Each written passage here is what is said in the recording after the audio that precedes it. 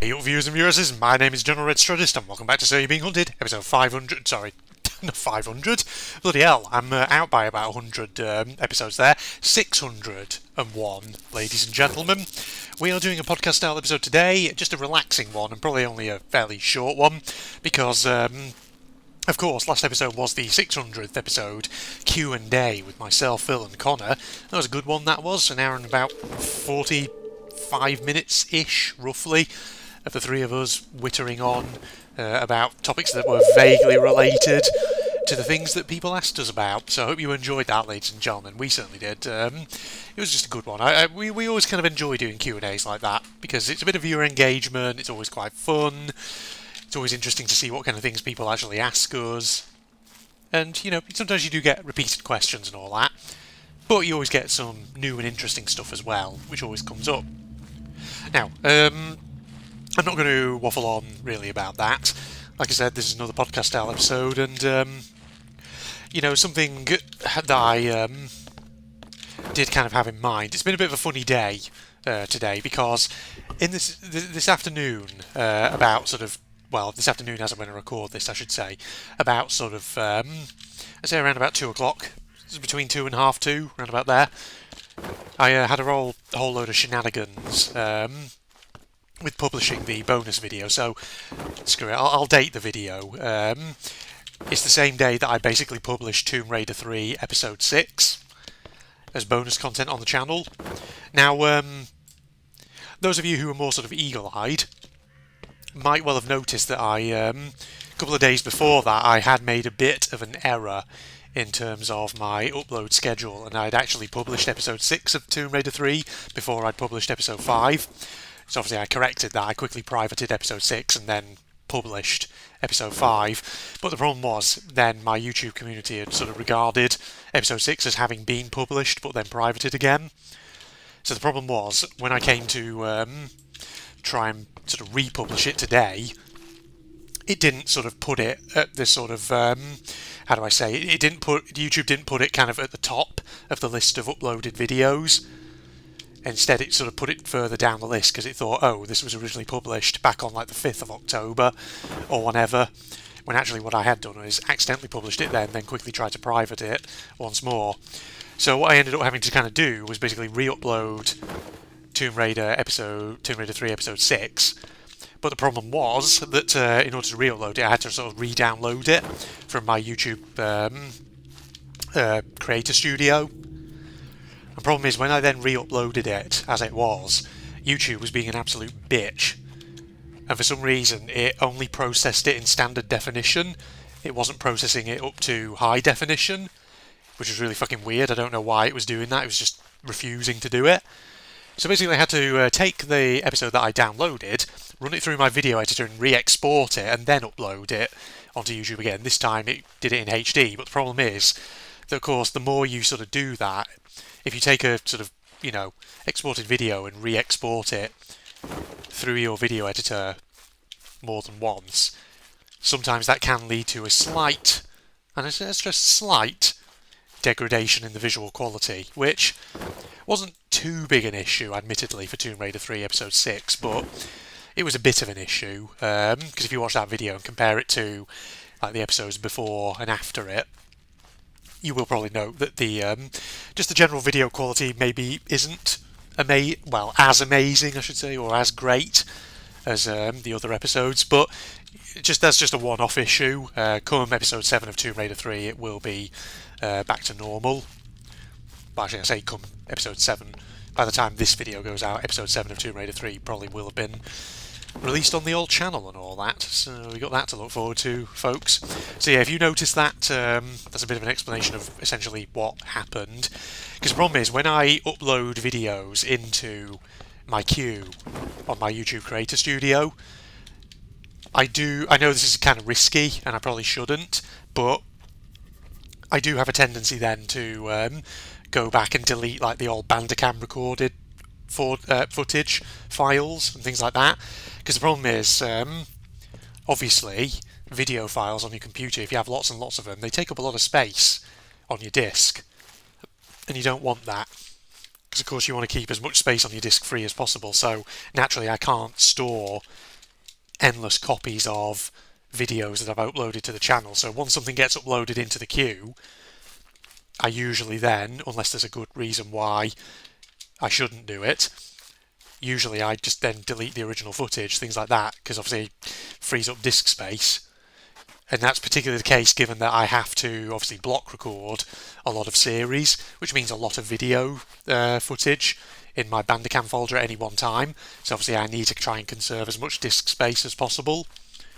That's why I do it, ladies and gentlemen. I know some of you will be listening to that and you'll be thinking, God, maybe should you not perhaps just keep hold of the old video footage until, you know, you've safely published it and everything seems to be okay?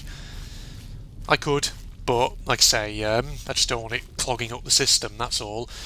Maybe I should think about investing in a, I don't know, maybe in some kind of technical solution to that.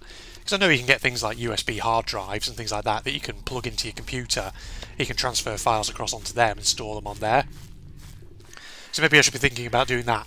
Getting a USB hard drive and using that as a means of just backing up all my like Bandicam footage, like just raw copies of exported videos and things like that. But I don't know. We'll see. See how I feel and all that. But yeah, so that's just a bit of heads up about what's been going on today, ladies and gentlemen. But the annoying thing actually about it was, of course, that obviously I had to go onto Twitter and Facebook. Sorry, not Twitter, X, as it's now known. And I had to obviously delete the original post where I shared the original video, and then reshare the video once I'd re-uploaded it. So it was a bit of a pain in the arse. But I was just thinking actually about X/Twitter. Let's be honest. I know it's called X, but I think this is a sign probably that I'm getting old. Well, not that I'm getting old, but it's a sign of age. Let's put it like that. When you reach that point in your life where even if names of things change, you don't really take them on board and you still keep calling them by their old name. Like, for example, my grandmother, on my mother's side of the family, she would, well, basically in the hometown where I grew up, there was this building, and it used to be a community centre when I was a kid. But I always remember my grandmother, on my mother's side of the family when I was a kid, she never used to call it the community centre, even though that was its name. She would always call it the union offices, something like that. Because apparently, I don't know, I guess it was the offices of some organisation or something, I don't know, I've no idea. But that's essentially an example of what I'm trying to sort of say here. I think for me, now, sign of friggin', me getting more old and set in my ways, is the fact that now I refuse to call Twitter X. I just call it Twitter. And if you don't know what I'm talking about, well, sucks to be you then. Oh, I'm terrible. But no, I was thinking about X recently and Twitter, and no, I was just thinking about, obviously in my videos I always have like my little outros that I put at the end of my videos. It occurs to me that on all of those outro screens it says Twitter, and of course now it's X. And so, problem is, the way I obviously do outros is I use my Magix movie editor program to put them together. And so rather than having to keep a repository of clips of various videos, what I tend to do is I have like a base for the outro screen, which has like the social media links, and then like that sort of black and white old footage that you see, and then like a box where the video game clip goes. So I have that saved as like a base, and then I basically get a load of clips of some of my videos, particularly for a series that I've done, which I think might make for interesting outro clips. I run them through there, I combine them with the base, and then I export them, so each one has its own video file saved on my computer. But the problem is, if I was to update all of those now to read X, my god, I would have to basically change the base, and then I would have to pretty much go through each one, re-record the base video clip, and then re-export them, re-edit it all together and export them again. And I just cannot be arsed doing that, because it would be a Herculean process. Herculean even. Mispronounced that then. Yeah, so for the foreseeable future, ladies and gentlemen, my outro screens is going to be called Twitter, not X. Elon Musk, I don't care.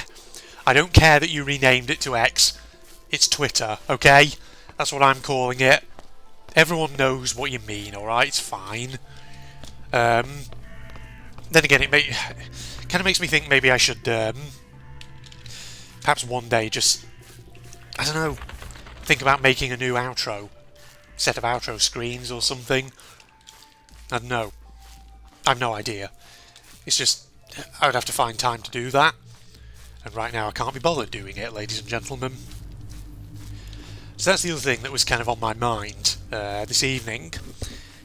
The other thing that was on my mind in regards to X/Twitter is how I'd like to apologise to everyone who actually does follow the General Red Strategist Twitter page, because I think as of the last few weeks, you've probably felt like, apart from my videos, my Twitter feed has just been me retweeting, reposting Danganronpa fan artwork that I've been coming across.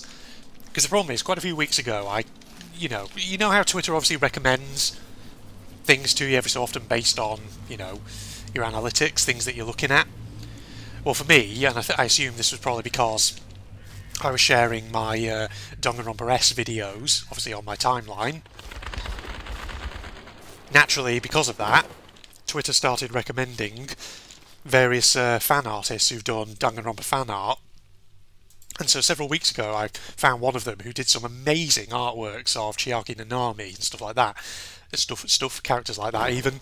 And, it was really, really good artwork. So I started, so basically, on a one-off, I decided to retweet some of that art. Because the thing is, prior to that, I never really retweeted stuff that I ever came across. I only did so fairly rarely, if something was like really grabbing or really got my attention. But of course, since I obviously retweeted that post, now my Twitter timeline recommends to me all sorts of Danganronpa fan art. And Lord knows there are some very talented people out there who really deserve the audience, because their art's really, really good. So like I say, I apologise to anyone out there who follows me on Twitter and who feels like my timeline at the moment is becoming an absolute feed of just Danganronpa fan art. But like I say, I like some of this fan art that I'm seeing on my timeline. It's really good, and I really do think these artists, deserve to have their art shown off to a big audience. So if you're like me and you enjoy the Danganronpa franchise, then, what's not to love? But speaking of actually Danganronpa, I need to get back to Danganronpa S, come to think of it, because it's been a few weeks since I did the last episode of it. So kind of need to do some more of that, because I always kind of hinted I was going to do more of it, and I really do want to do more of it. It's just that at the moment, in terms of bonus content, I've been very focused on Tomb Raider 3, and of course Subnautica as well recently, because I've been trying to push ahead with that. So, yeah, I'll try and do some more Danganronpa S sometime soon. Just slip the odd episode in every once in a while. Kind of like I do with Captain Claw, actually. That would make sense. Alright, I think actually we're probably going to wrap this episode up here, ladies and gentlemen, because that's pretty much really all I had on my mind. I think we can go for about 10 or 15 minutes there, that'll do. Alright, so I hope you enjoyed listening to me ramble on and on about just inane nonsense there. I feel like a lot of my podcast style episodes are me just rambling about inane, boring nonsense that you're probably not even that interested in. But there you go. Facebook and Twitter links down below. Sorry, Facebook and X links down below. I'm never going to get used to saying that. Fuck it. Twitter links. Facebook and Twitter links down below, along with a link to my propagandist channel for anyone interested. And if you enjoyed, a like is of course always appreciated. But other than that, I'm signing off now. Goodbye, everybody. Possibly I'd say yeehaw. We're going American. Oh my god, actually this is... Whoa, okay. Got some banter, freaking cross the street moment. Whoa, jeez. Holy shit. Okay, we souped this fucking engine up, didn't we? Whoa, fucking KV2. You're not doing shit to me. Boy, don't try it. My god, I can reload real fast as well. Oh my god. What? Careful. Is there a fucking car somewhere? Holy shit. This is fast. Okay, I know Cromwell was speedy in real life, but I don't think it was this fast. Jesus. Holy fuck, the game is broken. What's going on? Gotcha. And again. Boom. Holy shit. See, why didn't the Allies just use this tank, eh? Right from the start of World War II. Why didn't they just get the Cromwells out?